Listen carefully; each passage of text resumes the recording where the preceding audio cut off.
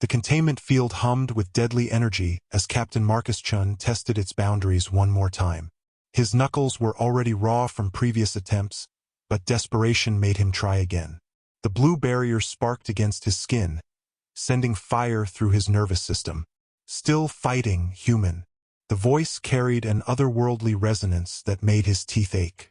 Marcus spun toward the sound, his combat instincts screaming even though escape was impossible.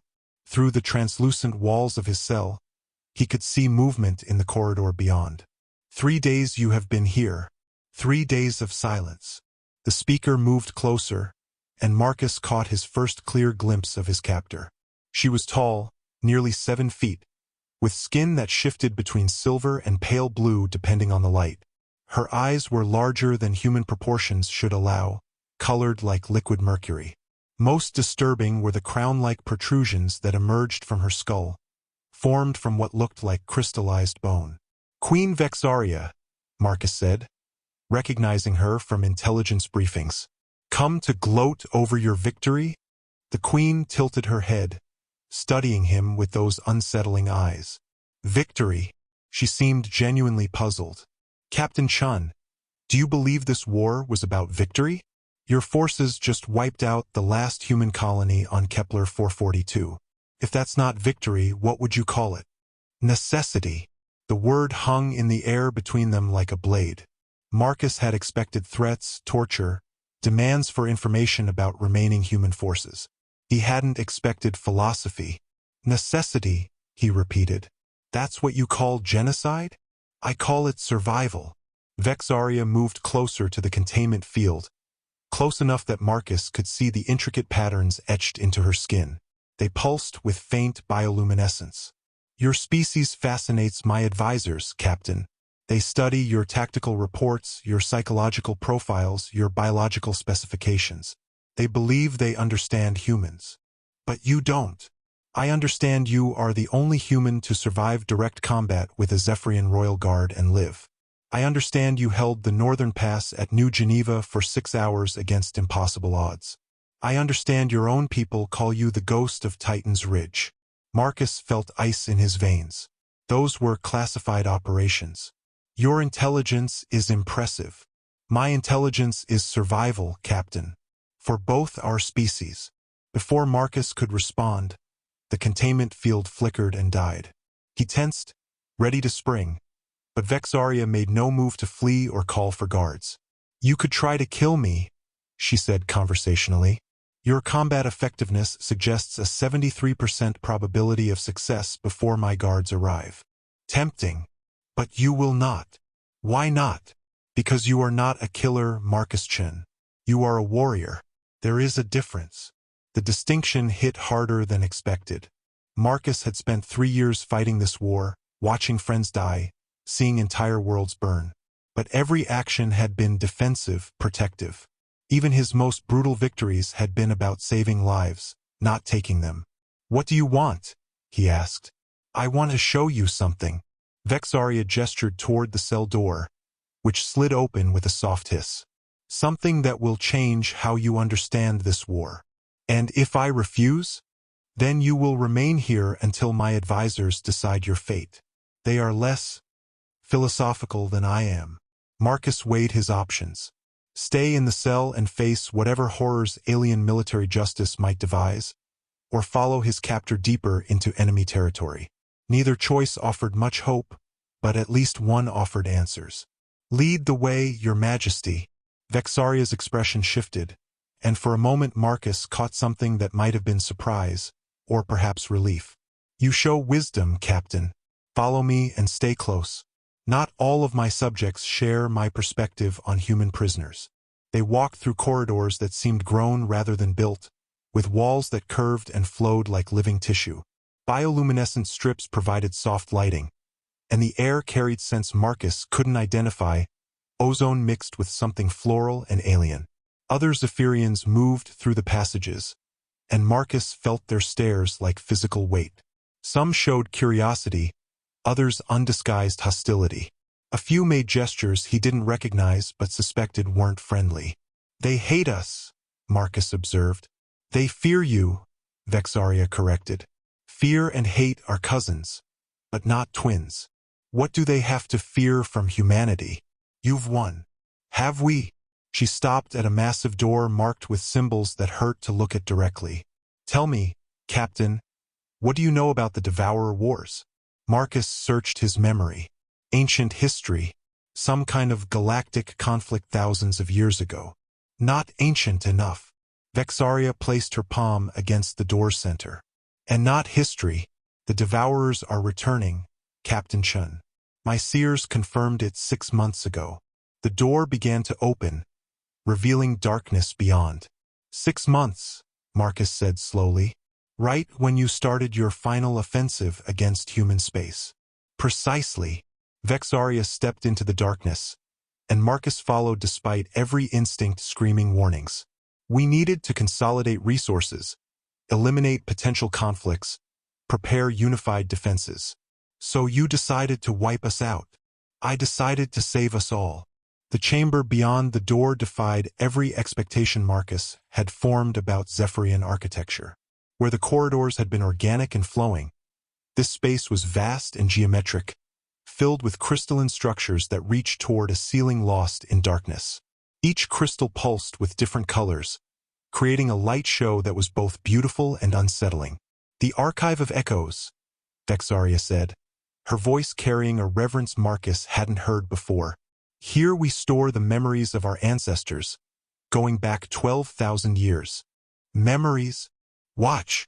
Vexaria approached the nearest crystal formation and placed both hands against its surface. The pulsing light intensified, and suddenly the air above them shimmered. Images began to form, not holograms, but something more immediate and visceral. Marcus found himself looking at a star system he didn't recognize. Planets orbited a binary star, and around those planets swarmed what could only be described as a massive civilization. Cities covered entire continents, and space stations formed rings around multiple worlds. The Corvani Empire, Vexaria explained. They controlled 47 star systems and had existed for 8,000 years when the Devourers found them. The images shifted, showing the same system from a different perspective. But now something was wrong. The space stations were dark, the city lights dimming sector by sector like a spreading plague. What happened to them? They were consumed. The images changed again, and Marcus felt his breath catch. Shapes moved between the dying worlds, things that hurt to look at directly, as if his eyes refused to properly process what they were seeing. They seemed to be part machine, part organic matter, part something else entirely that defied classification. The Devourers don't conquer, Vexaria continued. They don't colonize or enslave. They consume everything matter, energy, life force, even memories and dreams. They leave nothing behind but empty space. Marcus watched in horrified fascination as the alien shapes engulfed planet after planet. Each world they touched became gray and lifeless, stripped down to bare rock and eventually not even that. How many civilizations? In the last cycle? 47 species, completely consumed. Hundreds more partially devoured before they learned to hide or flee. The crystal's light faded, and the images disappeared. Marcus found himself staring at Vexaria in the returning gloom, trying to process what he'd witnessed. And you think they're coming back? I know they are. Vexaria moved to another crystal, this one smaller and pulsing with urgent red light. My seers detected the first signs 6 months ago. Dimensional distortions on the galactic rim. Energy signatures that match archived records from the last incursion. She activated the second crystal and new images filled the air. These were recent. Marcus could tell from the style of the recording technology. They showed deep space monitoring stations, Zephyrian by design, suddenly going dark one by one. 7 outposts have gone silent in the past 4 weeks, Vexaria said. Each one sent the same final transmission, a warning about shapes in the void that shouldn't exist. This still doesn't explain why you had to destroy humanity. Vexaria turned from the crystal to face him directly. In the red light, her features looked alien and beautiful and terrible all at once. Because, Captain Chun, you are the key to stopping them. Me specifically? Humanity specifically. Your species possesses something that no other race in the galaxy has developed, something the Devourers cannot consume. Marcus felt like he was missing crucial information. What could humans possibly have that your advanced civilization lacks? Chaos. The word echoed in the vast chamber. Vexaria began walking deeper into the archive, passing between towering crystal formations that hummed with stored memories. Every species the Devourers have consumed shared certain characteristics, she continued. Advanced technology, structured societies, predictable behavioral patterns. We follow rules, Marcus. We think in logical progressions. We can be analyzed, categorized, understood. And humans don't? Humans are gloriously, magnificently unpredictable. Your tactics make no sense to our military analysts. Your emotional responses defy psychological modeling.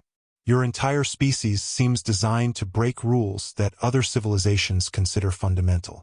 They reached the center of the archive, where a single massive crystal rose from the floor like a pillar supporting the ceiling. This one pulsed with white light so pure it was almost painful to look at. The echo of hope, Vexaria said softly. Our most sacred memory. She approached the crystal cautiously, as if it might burn her. When she touched its surface, the entire chamber filled with brilliant light. The images that appeared were older than anything Marcus had seen before, but they carried an intensity that made them feel immediate and real. He saw a battle that spanned multiple star systems, ships of designs he didn't recognize fighting against the same terrible shapes that had consumed the Corvani Empire.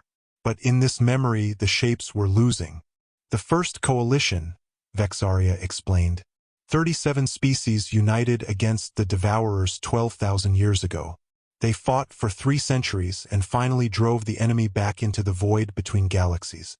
Marcus watched fleets of impossible size maneuvering through space, weapon systems that turned stars into artillery, and at the center of it all, smaller ships that moved with patterns he somehow recognized.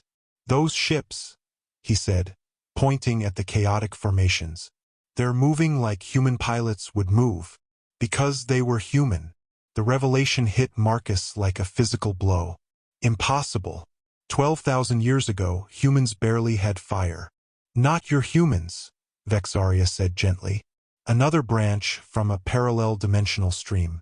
The Devourers consume across multiple realities, and sometimes the barriers between dimensions grow thin. Your human ancestors were pulled into our reality during the last war. The images shifted, showing those ancient human ships engaging Devourer forces directly. Where other species maintained formation and followed tactical doctrine, the humans scattered and attacked from impossible angles, their movements too chaotic for the enemy to predict or counter. They were the breakthrough we needed, Vexaria continued. Their unpredictability disrupted the Devourers' consumption patterns. For the first time in galactic history, an enemy they couldn't analyze or adapt to. What happened to them? They died. The words carried infinite sadness. All of them in the final battle that drove the Devourers away. They sacrificed themselves to seal the dimensional barriers. The crystal's light faded, leaving them in dimness again. Marcus felt the weight of history settling on his shoulders like a heavy cloak. And now you need us to do it again. Yes, but you just spent 3 years wiping us out. Vexaria's expression grew pained. My advisors believed we could extract what we needed, study human tactics, duplicate your unpredictability, create artificial chaos. They convinced me that a few survivors would be sufficient for analysis. But I have studied you, Marcus Chen. I have watched recordings of your battles, analyzed your decisions, tried to understand the patterns in your chaos. And I realized something my advisors did not. She moved closer, and Marcus could see something that might have been desperation in those mercury eyes. Chaos cannot be copied. Unpredictability cannot be manufactured. What makes humanity special is not a tactic or a technology. It is who you are. Your very existence as free-thinking, independently acting beings. So you need live humans, not data about humans. I need you specifically. Vexaria reached out as if to touch his face, then stopped herself. Not just any human. You, Marcus Chen, the ghost of Titan's Ridge. The man who held impossible positions with impossible odds. Why me? Because in all my study of human warriors, you are the one who most resembles the ancient champions who died to save us all. Your mind works like theirs did. Your courage burns with the same fire. Marcus felt the chamber spinning around him. Everything he thought he knew about the war, about his enemies, about his own role in the conflict, was crumbling and reforming into something larger and more terrifying. You're asking me to fight alongside the people who destroyed my entire species. I am asking you to help me save what remains of both our species. And if I refuse? Vexaria was quiet for a long moment, studying the dormant crystals around them. Then we all die, she said finally. The Devourers will arrive within 2 years, possibly less.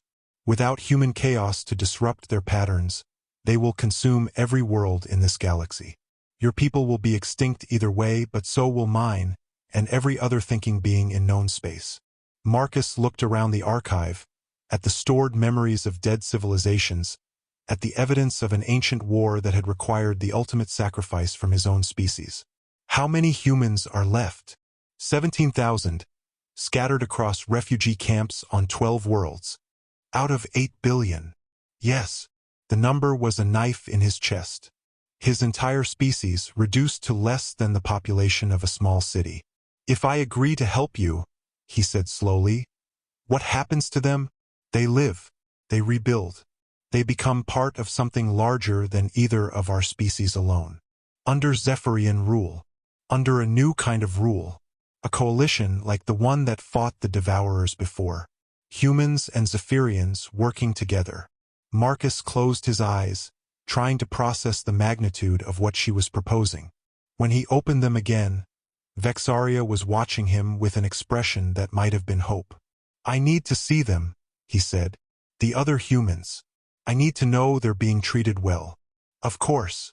And I need to understand exactly what you're asking me to do. Also acceptable. And I need time to think. Vexaria nodded slowly. Time is the one thing we have very little of, Captain. But I can give you what I can. She began leading him back toward the chamber's entrance, their footsteps echoing among the crystal memories of the dead. There is one more thing, Marcus said as they reached the door. Yes. Earlier you said I wouldn't try to kill you because I'm a warrior, not a killer. What's the difference? Vexaria paused in the doorway, her form silhouetted against the corridor light beyond. A killer takes life for personal gain. A warrior gives life for something greater than themselves. She turned to look at him. The question you must answer, Marcus Chen, is what you consider great enough to give your life for. As they walked back through the organic corridors, past the staring Zephyrians and toward whatever fate awaited, Marcus found himself thinking not about the choice he had to make, but about the choice that had already been made for him the moment his species stepped into the light of other stars. The universe, it seemed, was much larger and more dangerous than anyone had imagined. And humanity's role in it was just beginning. Marcus spent the next 3 days in quarters that were luxurious by any standard, a suite of rooms with flowing walls that seemed to breathe, furniture that adjusted to his body, and a viewport that showed the swirling nebula surrounding the Zephyrian capital ship. But luxury couldn't silence the storm in his mind. 17,000 humans. That number haunted every moment. On the 4th morning, Vexaria arrived with an escort of 2 royal guards, beings that made her look delicate by comparison. Their armor seemed to be grown rather than manufactured, and their weapons hummed with energy that made Marcus's teeth ache. You wish to see the human survivors, she said without preamble. I did. Then come. But understand, Captain, what you see may be difficult. They traveled through the ship's transportation tubes, smooth passages that carried them at incredible speed through what Marcus was beginning to understand was less a starship than a living city. The Zephyrian capital vessel was massive beyond human comprehension, housing millions of beings in an ecosystem that had been traveling between stars for centuries. When they finally stopped, Marcus found himself standing before a reinforced barrier that looked out onto what could only be described as a small human city. Buildings in familiar architectural styles, parks with Earth-like trees, even what appeared to be a school where children played games he recognized from his own childhood. Refugee Camp 7, Vexaria said. Home to approximately 2,000 of your people. Marcus watched a group of children chasing each other around a playground that seemed designed specifically for human proportions. Adults moved between buildings, some carrying tools, others tending gardens that looked surprisingly healthy. They don't look like prisoners. Because they are not prisoners. They are survivors, and we have gone to considerable effort to ensure their physical and psychological well-being. Why? Because trauma breeds chaos, and chaos without purpose is merely destruction. We need your people healthy and whole if they are to help us face what is coming. One of the children, a girl who couldn't have been more than 8 years old, looked up and saw Marcus through the barrier. She waved enthusiastically, and Marcus found himself waving back before he could stop himself. She sees me? The barrier is one way for security purposes, but I had it adjusted for your visit. Your people should know that others survived. More humans had noticed him now. Adults were gathering, pointing, talking excitedly among themselves. Marcus saw faces he didn't recognize but expressions he knew intimately. Hope mixed with desperate hunger for news from the outside. Can I speak with them? If you wish. Vexaria activated a communication system, and suddenly Marcus could hear the voices from the other side. They were calling out questions, names of loved ones, desperate pleas for information about other survivors. Captain Chun. One voice rose above the others. A man in his 50s with graying hair and the bearing of a former military officer. Captain Marcus Chun of the Titan Defense Force? Yes. Colonel James Morrison, formerly of the Kepler Command. Sir, is it really you? Marcus felt emotions he'd been suppressing for months rising to the surface. It's me, Colonel. I'm alive. Thank God. Morrison's voice carried relief that was almost painful to hear. We heard rumors, but, sir, what's happening out there? Are there other survivors? Are we going home? The questions hit Marcus like physical blows. How could he explain that there was no home to return to? That Earth itself was gone, along with every human colony in known space? There are other survivors, Colonel. 16 other camps like this one. And Earth. Marcus closed his eyes. When he opened them, he saw Vexaria watching him with something that might have been sympathy. Earth is gone, Colonel. I'm sorry. The silence that followed was deafening. Marcus could see the impact of his words rippling through the crowd on the other side of the barrier.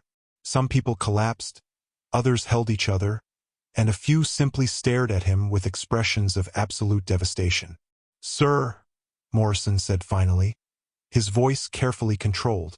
What are our orders? Orders.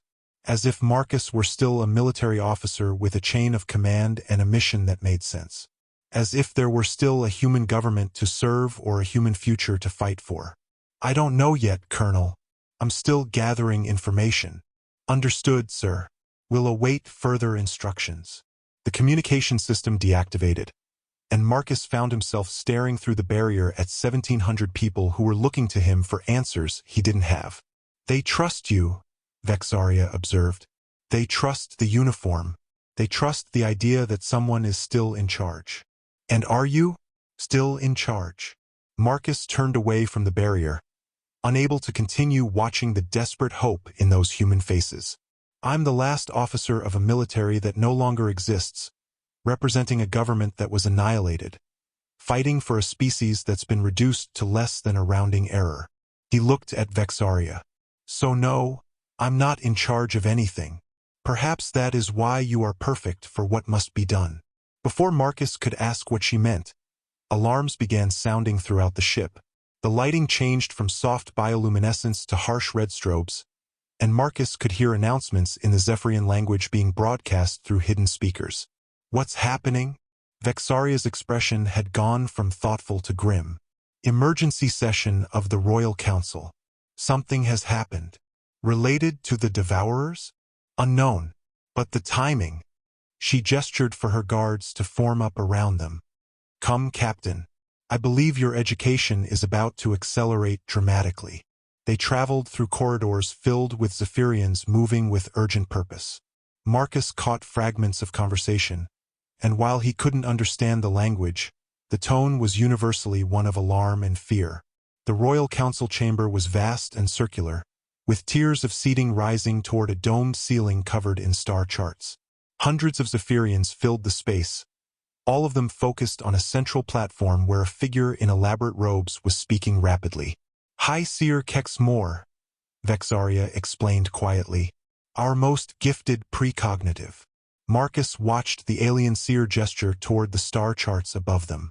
Certain sectors were pulsing with ominous red light, and as the seer spoke, more regions began to change color. What is he saying? The timeline has accelerated.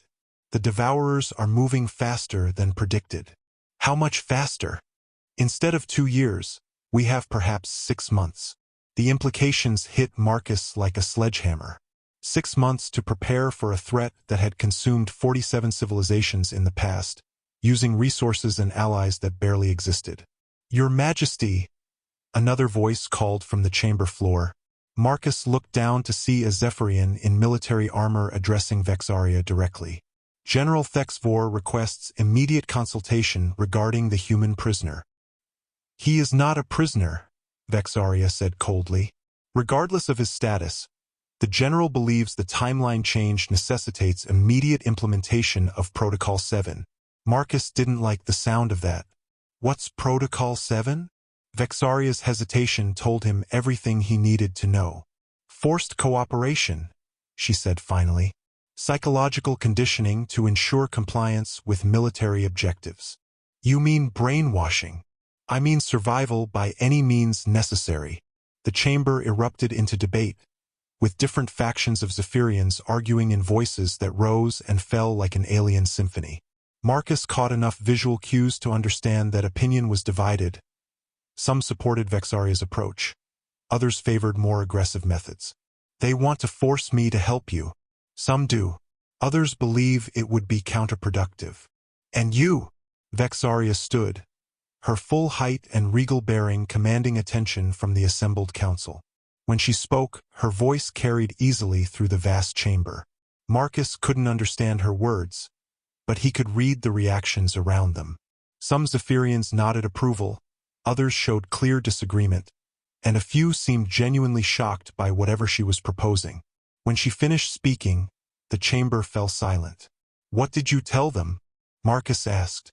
I told them that you would be given a choice, freely made without coercion, and that we would respect whatever decision you reach. Even if I choose not to help? Even then. General Thexvor rose from his position on the chamber floor, his armor clanking with each movement. He spoke directly to Vexaria, his tone clearly challenging. The general disagrees with my approach, Vexaria translated. He believes that the survival of our species supersedes any ethical concerns about human autonomy. What's your response? That a forced alliance with humanity would fail exactly as my advisor's previous plans failed. You cannot manufacture chaos, General. You cannot coerce unpredictability. Either we gain genuine human cooperation, or we face the Devourers without it. The General's response was lengthy and clearly heated. Other voices joined in, and Marcus found himself at the center of a debate he couldn't understand but whose outcome would determine the fate of both species. Your Majesty, Marcus said quietly, I need to ask you something. Yes. When you studied my records, my tactics, my psychological profile, did you learn anything about how humans make decisions under impossible circumstances? You gather whatever information you can, weigh the potential outcomes, and then act based on principles rather than pure logic. Exactly. Marcus looked around the chamber at the assembled Zephyrians, all of them debating his fate and the future of their species. So let me see everything, not just the archives and the survivor camps. Show me your military capabilities, your strategic assessments, your plans for fighting the Devourers. Show me exactly what I'd be agreeing to. That information is highly classified. Then declassify it. You want my cooperation? Give me the intelligence I need to make an informed decision. The general had stopped speaking and was staring at Marcus with undisguised hostility. Other Zephyrians were following the exchange, even though they couldn't understand the human language. Such access would take time we may not have. Then we'd better start immediately. Vexaria studied his face for a long moment. You are not simply gathering information, are you, Captain? You are already making your decision. Maybe. But I'm also buying time for 17,000 people who are counting on me to make the right choice. And if there is no right choice? If every option leads to catastrophe? Marcus thought about the children he'd seen in the refugee camp, playing games and waving at strangers through barriers. He thought about Colonel Morrison and the trust in his voice when he asked for orders. He thought about the vast, empty space where Earth used to be. Then I'll make the choice I can live with, he said. However long that might be. The debate in the chamber was reaching some kind of crescendo, with multiple voices raised in what sounded like argument. But Marcus was no longer focused on the Zephyrians around him. He was thinking about warriors and killers, about chaos and sacrifice, about the difference between dying for something and living for it. And he was beginning to understand that Vexaria was right about one thing. The universe was about to test everything he thought he knew about being human. The strategic command center existed in the deepest levels of the Zephyrian capital ship, protected by layers of security that Marcus was beginning to understand were designed to keep things out rather than keep people in. The chamber itself defied human concepts of architecture, walls that curved impossibly, surfaces that displayed information in three-dimensional holographic arrays, and at the center, a massive tactical projection that showed the entire galaxy in real time. Behold the sum of our intelligence, Vexaria said as they entered. Every known Devourer incursion, every defensive position, every strategic resource we can bring to bear. Marcus felt his breath catch as he studied the galaxy display. Red zones marked areas where monitoring stations had gone silent. Yellow regions indicated systems with unusual energy readings. And spreading outward from the galactic rim like a cancer, a growing dark zone where even their long-range sensors detected nothing at all. They're not just coming, he said. They're already here. For 3 months now. But they are not yet fully committed to this reality. The barriers between dimensions are still holding in most sectors. Most sectors, Vexaria gestured, and the display zoomed in on a region near the outer spiral arm. Marcus watched in horrified fascination as star systems simply ended. Not destroyed, not conquered, erased, as if they had never existed. The hegemony of Kethvara, she explained. 47 billion souls, gone in 6 days. That was when we knew for certain that the ancient enemy had returned. How long do we have before they break through completely? High Seer Kexmore estimates 4 to 6 months before the dimensional barriers collapse entirely. After that, she gestured at the spreading darkness. Total galactic consumption within 2 years. Marcus studied the tactical projections, his military mind automatically analyzing defensive positions, supply lines, and strategic choke points. What he saw made his heart sink. You can't stop them. Not with conventional warfare, no. The Zephyrian Empire commands 600 warships, controls 43 star systems, and can field ground forces numbering in the hundreds of millions. Against the Devourers, this might buy us weeks of additional survival. What about the other species? Surely you're not the only advanced civilization in the galaxy. Show him, Vexaria said to someone Marcus hadn't noticed approaching. The newcomer was clearly Zephyrian but different from any he'd seen before, smaller, with skin that shifted through multiple colors like a living prism, and cranial modifications that suggested extensive technological integration. Admiral Kesthera, the figure said, offering what Marcus assumed was a greeting gesture. Chief of Strategic Intelligence. Captain Chun, what you are about to see is classified at the highest levels of galactic security. The display changed, showing a comprehensive map of known civilizations. Marcus counted dozens of species scattered across thousands of star systems, each marked with different symbols indicating their technological level and military capabilities. Impressive, Marcus said. This is what you're coordinating? This is what we were coordinating, Admiral Kesthera corrected. 6 months ago, this represented the Galactic Defense Coalition, 43 species united against the Devourer threat. The display updated, and Marcus watched as civilization after civilization changed from green to yellow to red to simply disappearing entirely. The Moravian Republic fell 3 weeks ago. The crystalline dominion lasted 8 days after first contact. The hive worlds of Sector 7 were consumed before they could even send a distress signal. Marcus felt sick. How many are left? 17 species maintain organized resistance. 9 others have gone into deep hiding. The remainder. Admiral Kesthera made a gesture that clearly indicated extinction. But surely the survivors can coordinate, pool resources, share technology. Captain, Vexaria said gently. Show him the Korthak footage. The display shifted again, showing what looked like a massive space battle. Ships of unfamiliar design were engaged with the same terrible shapes Marcus had seen in the archive memories. But something was wrong with the scene. The defenders' movements were sluggish, predictable, almost mechanical. The Korthak were one of our most advanced allies, Admiral Kesthera explained. Masters of cybernetic enhancement and networked consciousness.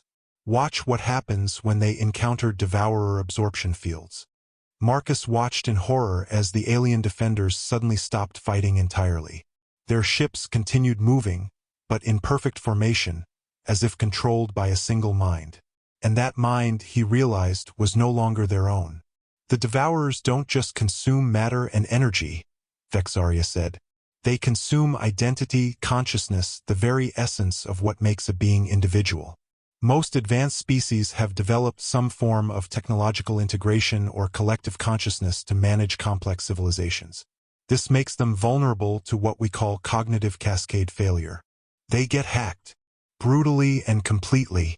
Within hours of first contact, entire species become extensions of the Devourer collective.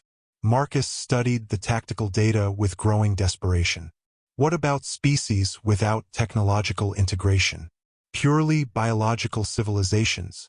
The Devourers adapted biological absorption techniques approximately 8,000 years ago. Most organic species last slightly longer than cybernetic ones, but the end result is the same. So what makes humans different? Admiral Kesthera manipulated the display, bringing up files that Marcus recognized as psychological and biological profiles of human subjects. Your species has a unique combination of characteristics, the Admiral explained.